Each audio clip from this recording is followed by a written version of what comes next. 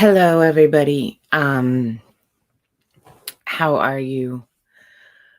Uh, if you're like me, not so great. It was a very difficult uh, night. So many thoughts, and I wanted to go live and talk about uh, Buffalo and the role of white people in our society at this time. So if you are on Facebook or want to join me, I'm trying to stream this. This is my first time streaming to LinkedIn, Facebook, and YouTube at the same time. So please, if you have joined us, um, post a comment so that I know that you're here, and just let me know how you're feeling. And if you know anyone else who wants to have a conversation about this, feel free to tag them in. And I just feel at this time, white people, we need to have a very serious conversation and action to prevent any further white supremacist terrorist violence, which we know is the number one threat. Our FBI has said that is the number one threat to our society. It is January 6th, a threat to our democracy. Gun violence in 2020 became the number one cause of death among children in our country. It is literally killing all of us, including white people. And it can't be solved. What white supremacist domestic violence, domestic terrorism cannot be solved by additional police. Okay? The police are part of the problem. They're part of white supremacist domestic terrorism. Many of them were involved in January 6th. Many of them hold white supremacist beliefs and actions. We see it in their killing of Black people and brown people with total impunity. Okay, so we cannot solve this with additional police. We cannot solve this with additional militarization. Militarization is part of the problem. This has to be solved by white people confronting the white people in our lives and challenging their beliefs. No, we are not being replaced. No, immigration is not something to be afraid of.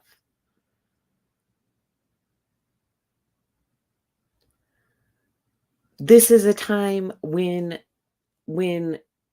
uh, we're out here banning books. We're out here blocking truth in education when we need to be facing the truth that this is an entire society founded on white supremacist domestic terrorism, land theft, genocide, slavery, all of it made possible only by white people's full compliance, okay? Between the elected officials who created the policies to the white men who they gave guns to and engaged in militias to enforce the policies, to white women and the way that we became the police using psychological damage, using rumors and lies and torture to uphold white supremacy. And if we did not do that, if there was not total unity among all white people, We could not have had slavery. We could not have had land theft and genocide. And the few white people who did go against the system were subjected to terrible punishment to force us back in. Okay, this is the history that we need to be talking about. This is the intergenerational trauma that we are carrying as white people and as white mothers. We play a very important role in what we teach our children, what they see from us. Okay. I'm sitting here asking myself, how did this 18-year-old have time to write a 180-page manifesto, have money to buy all of these guns, all of this armor to protect him, plot this whole thing out, uh, drive to this place? Like, where did the resources for that come from? And where did his radicalization begin? From the TV station that his parents tuned into, from the beliefs that he heard his parents express, from maybe they didn't express any beliefs. Maybe he just saw them being complicit and not countering these beliefs that he was hearing. But where were they? Where were they when their 18-year-old was doing all this? Where were his extended family, his neighbors? Okay, this problem, white supremacist terrorism, has to be solved by white people collecting our cousins. Okay, and I will be the first to say I am remiss in doing this. You know, it's it's like falls to the end of my to-do list. I have all this other stuff to do, and I'm not talking with my white friends and family. So starting now, this is number one on my priority. Okay. How do we come together as a white community and change our culture? It has to start from you and me. Let's talk about, yes, replacement theory and its deep roots in American culture. We have Dr. Elon Milwicki saying it goes back to the nativist movement in the antebellum period. Yes, we have this long history in this country of anti-immigrant sentiment when we ourselves, white people, came here and colonized this land. This land was not ours. We found it fit to, quote, replace the native people, to genocide them and remove them from their land and take over. And yet we had the audacity to propagate fear that we would then be replaced. It's a sick way of thinking.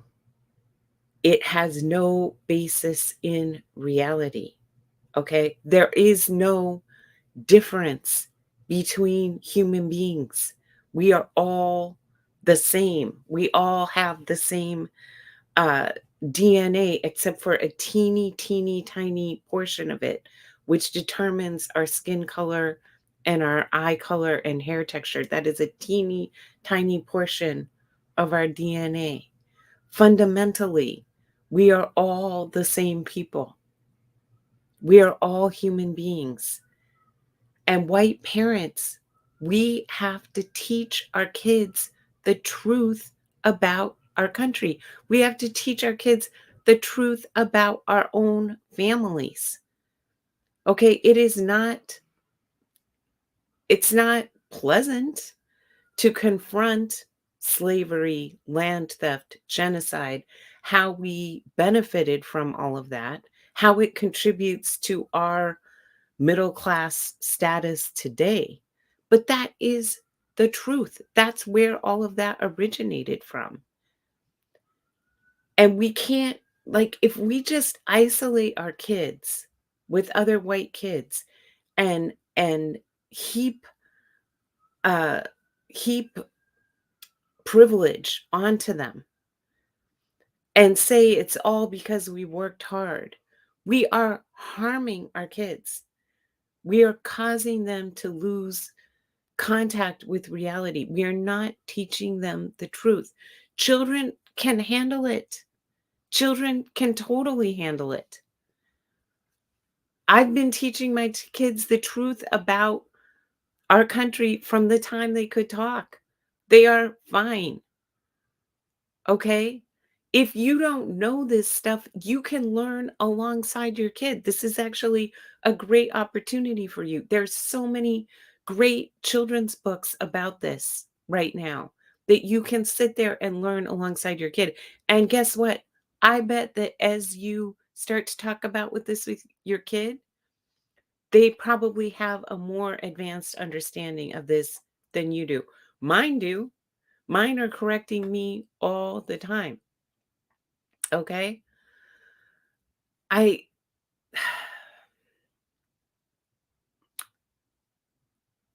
we have to be courageous, white people.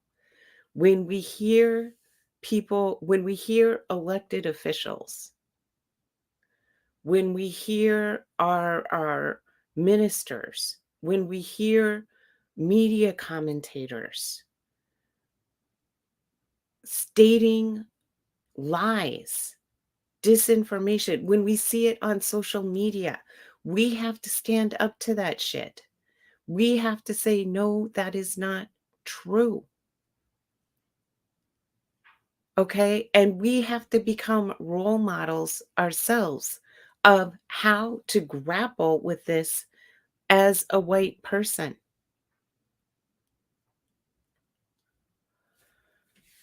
The- How are you feeling? Does anyone want to ask any questions or share what they are experiencing, what they are doing?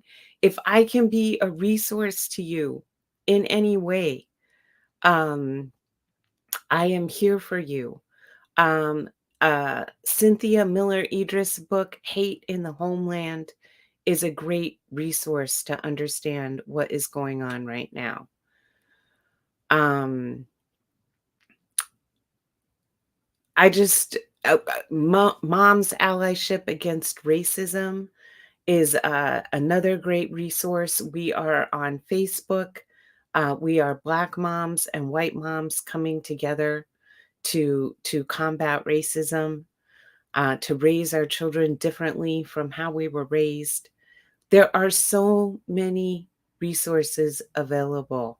I highly recommend for working on your own healing, Resma Menachem's book, um, My Grandmother's Hands. Um, this book offers a lot of practices to actually excise white body supremacy from our bodies. We don't think about, how we have been traumatized as white people by causing this trauma. It has caused secondary vicarious trauma that we are carrying. That's why we're so afraid of confronting this history, because we don't want to be accountable for all of that harm that we have caused. We don't want to face it, but we can't heal from it until we face it. And we're all going to die. I mean, the planet, we are killing the planet because the same extractive um winner takes all approach that we take to our everyday life as white people is going to result in mass extinction. We have to change, white people. We have to change. And The great saying is the best time to plant a tree is 30 years ago, and the second best time is today. So if you're just coming into consciousness about this, if you're just looking at what happened in Buffalo and asking yourself, how can I be part of this solution? Welcome. Welcome. Do not have any shame about not realizing this earlier.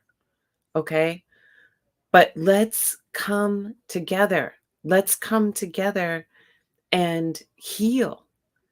Let's come together and teach. Let's come together and activate. Let's go to the school board meetings and say, no, actually, we don't want to ban critical race theory from our schools. We want to have the truth about American history taught in our schools. We want it taught in our homes. We want to turn every space in this country where people come together into a space of learning the truth, taking accountability for the truth, and actual transformation. And I'm here to tell you that it is healing. It is hard work. It is painful. And as you work through it, there is so much joy. There is so much community. But we cannot go on like this, terrorizing our Black neighbors, our Black community, our immigrant community, Muslims, Asian Americans, Latinx Americans, Native Americans. We cannot go on like this.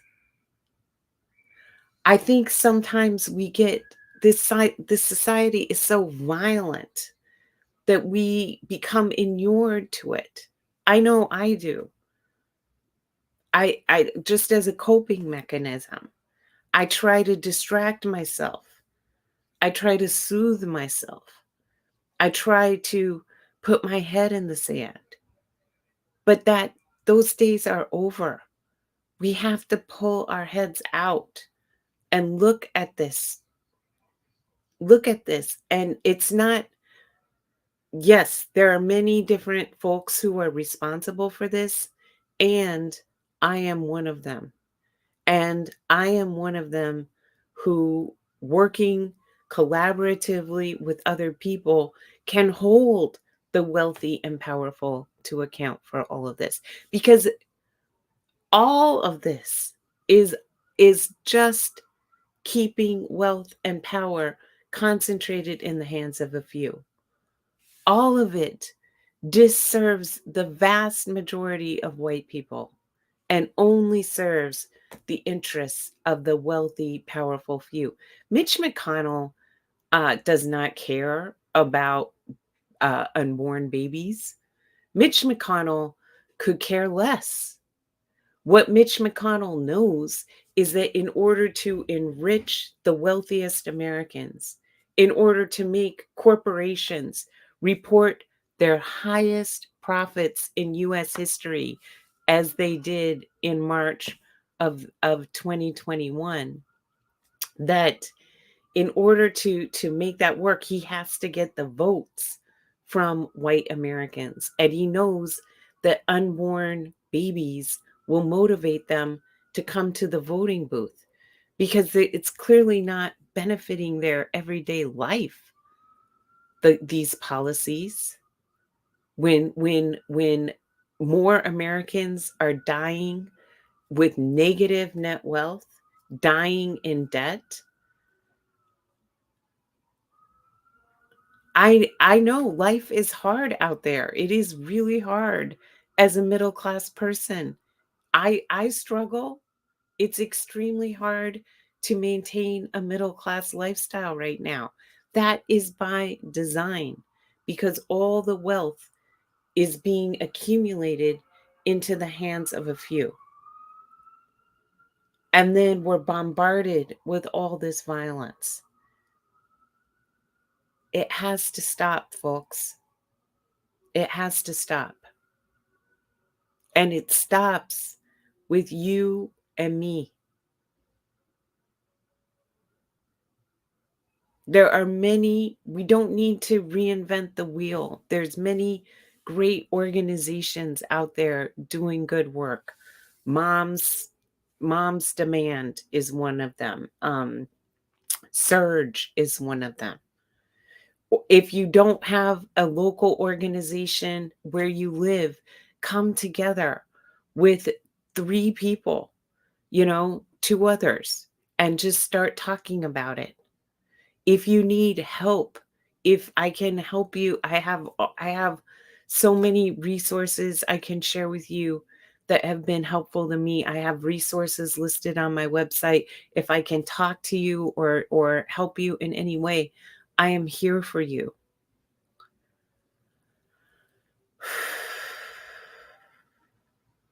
I don't know if anyone has any questions. I'm happy to take the questions, or if you just want to share how you're feeling, please let me know. But the battle against white supremacy terrorism begins with you and me, white Americans.